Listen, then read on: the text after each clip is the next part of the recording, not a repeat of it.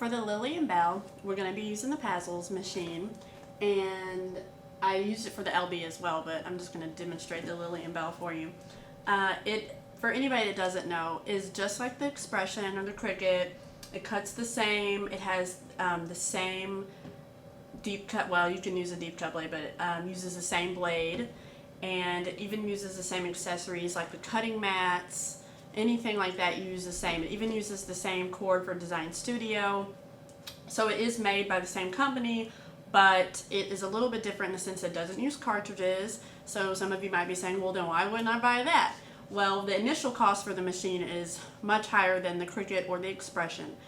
But even though you don't have to buy cartridges, it is going to be a lot more advanced than using the Cricut or the Expression.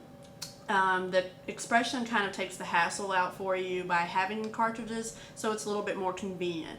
With the Pazzles, you can pick any image or any font that you want off of the computer, off the internet, however you get your images, and you can cut them with the machine, so that is great. But I will say that it is much more advanced. Again, this was a little bit easier because we just used fonts. We didn't use shapes or anything like that. So I already have Lily and Bell on my screen, and I'm just going to show you loading is the same, it cuts the same. I just kind of wanted to show you that process. But if you are interested in getting the Pazzles, I will say that it probably will be great if you already had some kind of experience using an Expression or a Cricut. But let's go ahead and get started.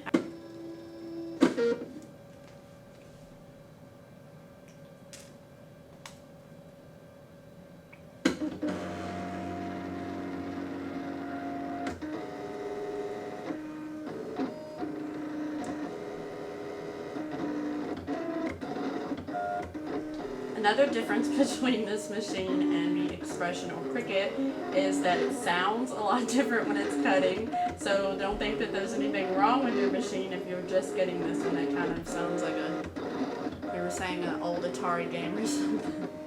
This machine for this project is, like I said earlier, I really wanted it to, make it my own and find my own font that I felt would suit the nursery that it's going to go in. So I went ahead and decided to use this and just found my own fonts on the internet and ended up turning out exactly the way I wanted it.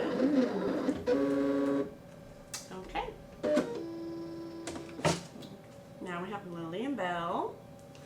And for this, all I'm going to have to do, I'm going to actually be using the words for this since we're using actual vinyl and not spraying it or anything. Now that we have our letters cut out from our Pazzles machine, we're going to be using the Quick Cuts transfer paper again. And just to kind of give you a little information, there is 15 different silhouette colors for the vinyl, and there's about 21 different colors for the Cricut. So let's see. This is a brand new pack, so it'd be nice to kind of show you how it comes. The silhouette paper, the vinyl or the transfer paper all comes in a big roll, which is kind of nice because you can tailor it to whatever size you want it to be without it just coming in sheets. It might not be long enough or it might be too big.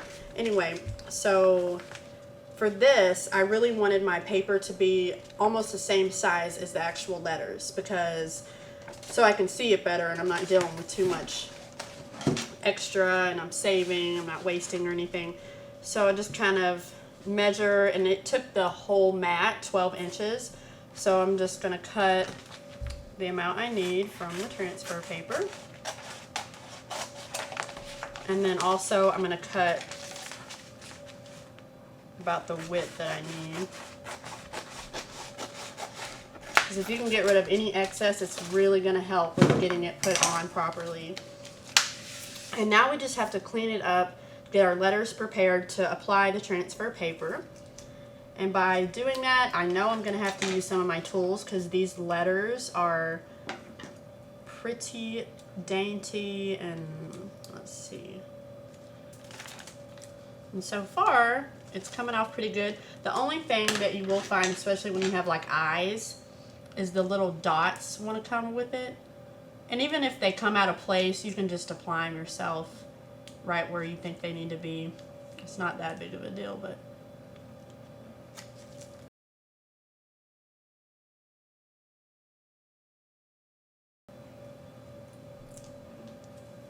okay.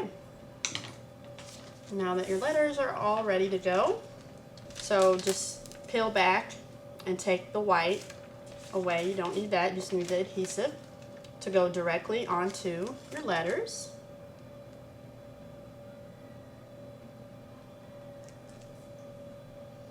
And just use any kind of spatula or flat surface to help you just get the vinyl on really well, or the transfer paper.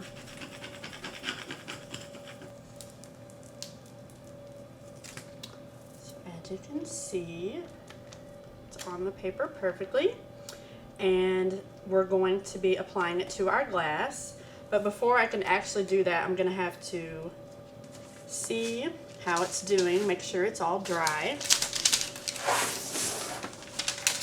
I'm going to peel off all this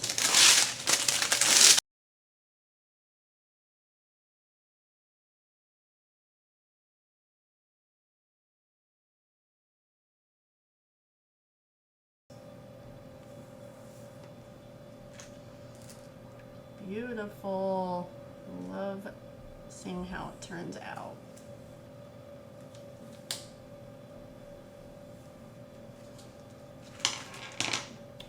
Okay, and I'll just hold it up so you can see. Looks like perfect glass etching.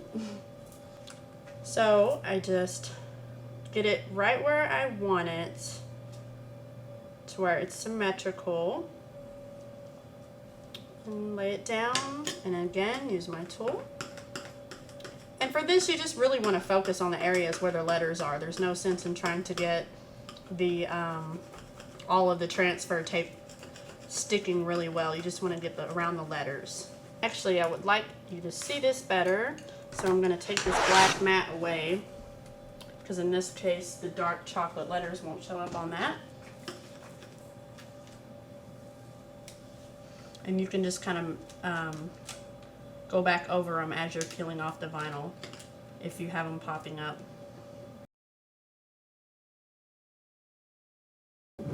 Have our Lily and Belle, and it also helps, just kind of show you when we have the paper behind it, which we're going to be adding next.